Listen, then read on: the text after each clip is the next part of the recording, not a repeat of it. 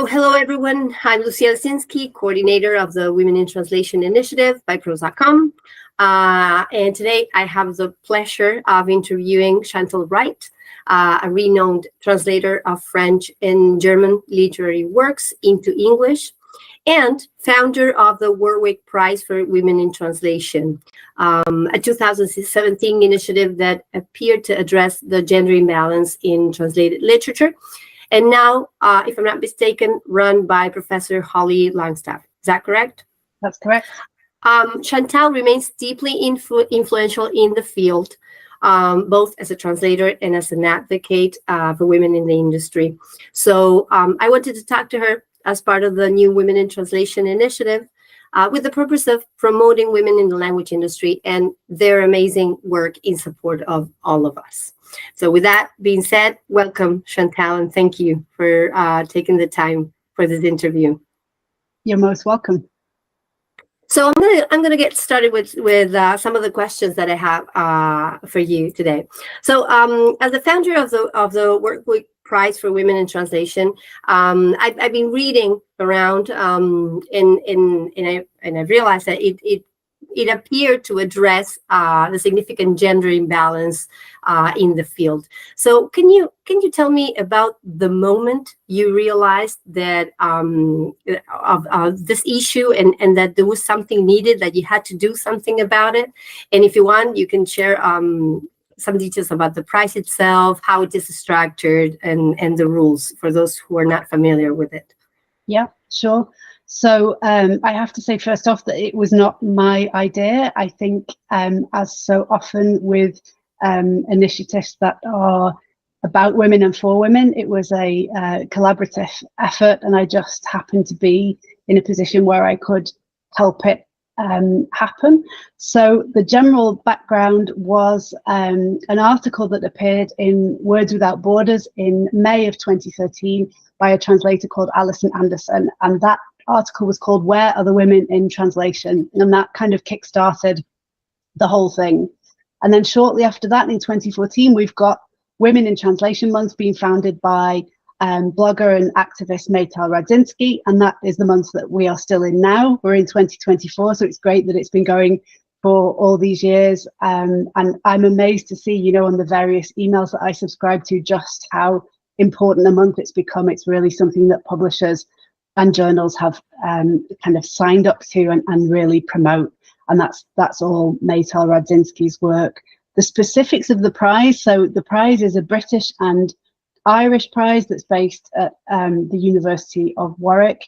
There had been a feeling, I think, among British, also among American and other English-speaking translators, that there was a problem with women in translation, that not enough women were being translated, and that not enough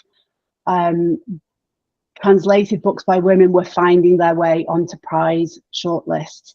And so there had been some informal meetings about this at on occasions like the London Book Fair, but also elsewhere. And there was a small group of women. I'm just going to name 3 of them, but there were more people involved. Katie Derbyshire, translator, now publisher; Joanna Walsh, author; and Rachel McNichol, translator, who in particular had agitated for this prize, who felt that there was a need for it. I think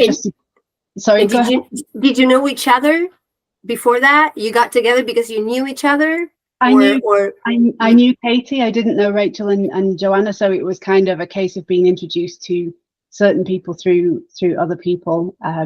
Yeah, and I worked for the University of Warwick, and we thought there might be an opportunity, or, you know, having a partnership with the university might be a good way to go. And so in 2017, after knocking on several doors, I finally found a group of supportive people at the university. Alison Menzies, Maureen Freely, Simon Gilson, who said, yes, we can find some money to do this. Small scale, very modest. I feel it doesn't really matter. It was the gesture very much that counted. That's not to say that money isn't important, but I think in this case, the gesture was the important thing. Yeah, and the echo that it's created over the years too. You can see, like, 7 years afterwards, so almost 8 years afterwards, that we're still talking about it. I've been checking the website and the latest contestants and participation, and it's big. I mean, it's getting big. It's a great initiative. Now, given your academic background and your teaching experience, because I've seen you're also a teacher, how do you think translation studies have evolved over the years, particularly with the increasing focus on gender and diversity? Yeah. So there was a lot of work done in the 1990s on translation and gender, interestingly enough, in Canada. So Louise von Flotoff and Sherry Simon, coming out of Ottawa and Montreal respectively, wrote two important books in the late 1990s. And then it kind of went quiet for a little while on the translation and gender front. And I would say that over the past 5 to 10 years, which of course, I think has to be seen against the background of the Me Too movement and other developments, there's been a resurgence of interest. But I would say that the focus now is very much not just on gender, but on intersectionality and diversity, and about bringing in underrepresented voices from communities and parts of the world that translation studies has ignored. So I think moving away from kind of Eurocentrism and a Western focus, and taking in really other voices, other languages, other places. Luckily, yeah, agree. Yeah, there's noise. One would think, when the noise started, it would be a couple of years, perhaps. We didn't know what would happen, and as you said, it continues. There's still a lot of noise around it, and people talking about it and trying to find new strategies and trying to overcome different challenges that appear over time. So yeah, in your experience, what are the most significant challenges women translators face today, and how can initiatives like the prize help overcome them? I would say, I'm speaking specifically here about literary translation, which is the field that I work in. I mean, there's the long-term challenge of the fact that literary translation is very, very underpaid, very poorly compensated, and that is now, I think, well, it will be interesting to see how that plays out with the rise of AI, which I think has not yet been such an issue for literary translators, though clearly colleagues working in professional commercial translation have had to kind of engage with this for several years now. Literary translators are a little bit late to the game. So I think the challenge is to see how the rise of generative AI will play out in terms of working practices and compensation. And then I think the other big challenge to do with that has to do with copyright issues. Just to give an example, this is not necessarily translation related, but there was a big piece in the Bookseller recently about how Taylor and Francis, who owns Routledge, which is a big publisher of translation titles, have essentially, sold their backlist, as it were, to Microsoft to feed Bean, essentially, without any compensation for authors or translators whose work was involved in those texts. So I think those are kind of the challenges for literary translation at the moment, combined with this, the long-standing fact of the practice being poorly paid. Right. Yeah. That's a well-known issue. It's probably what most literary translators talk about and try to fight against. I haven't seen yet kind of like the solution. Maybe the appearance of AI brings something new to the game that allows literary translators to be better positioned to fight and get better rates, which I really hope that it happens. On a more personal note, what would you find most fulfilling about your work as a translator? What keeps you motivated after so many years in the field? I think as a literary translator, you have, lots and lots of my colleagues would say it's the most intimate reading experience you can have. So you really spend a lot of time with somebody's work, and then you have to do something with it at the end of it. You don't just have a reading experience, you co-create the text. And I think that privilege of being able to step into somebody else's head and into the kind of architecture of a book, of a plot, of characters, and then to actually co-create that in a, you know, kind of bring it to life in another language. It's a tremendous privilege and a very fulfilling creative act. So I think on a practitioner front, that's what keeps me motivated. As a scholar, as an academic, I mean, the current moment of AI, it's challenging. It is, I think, can be perceived as a great threat, but it's also a really interesting moment to be thinking about language, translation. How is AI going to change our use of translation?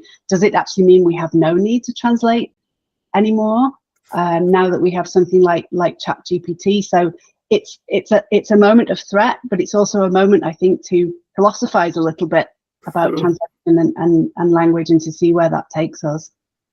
Yeah, all of a sudden language, you know, is becoming the focus of attention, even of those groups out there who have never thought about language and translation and how certain works appear in the market in a different language. And now everyone's wondering about it, and where do these pieces of text come from, and the role of the translator, is it as important as we think, or are they invisible as some people think, you know, they are?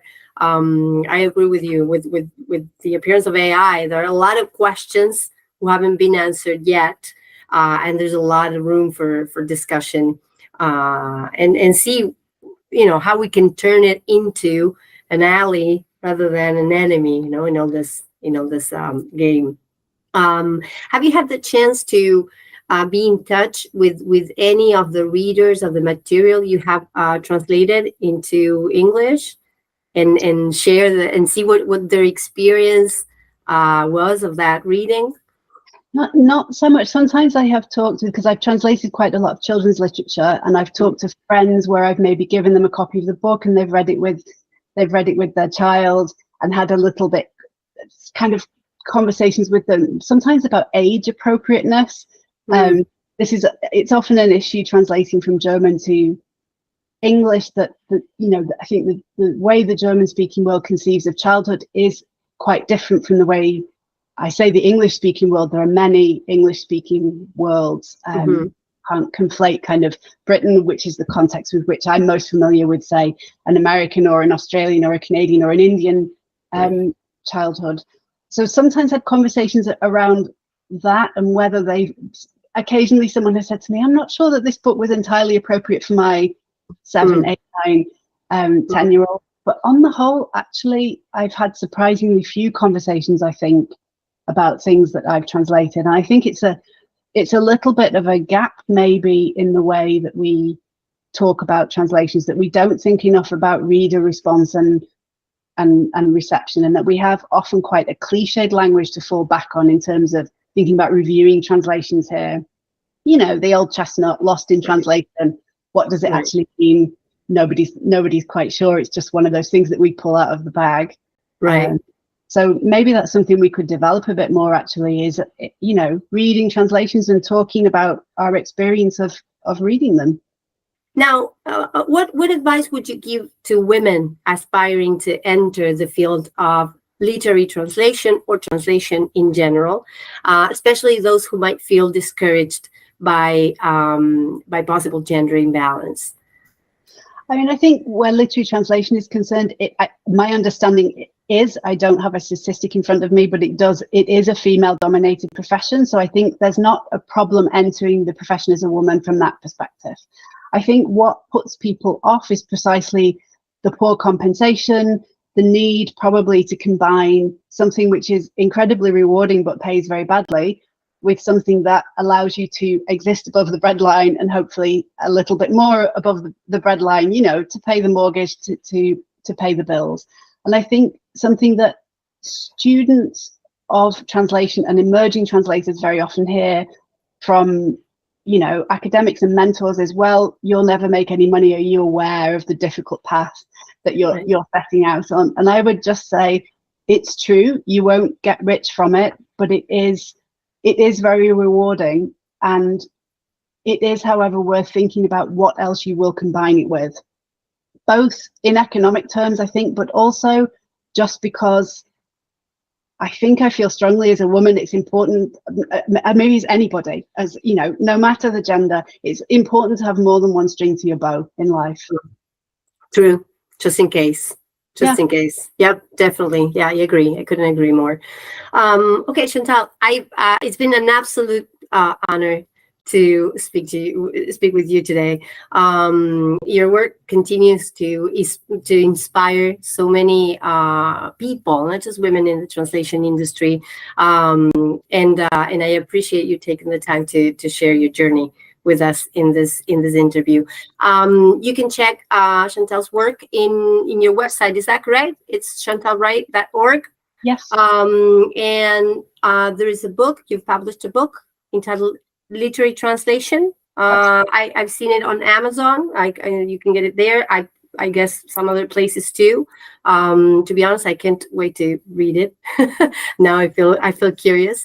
And if you would like to learn more about the Women in Translation initiative by Prose.com, I invite everyone to check Prose.com/Women in Translation for more information about this new initiative.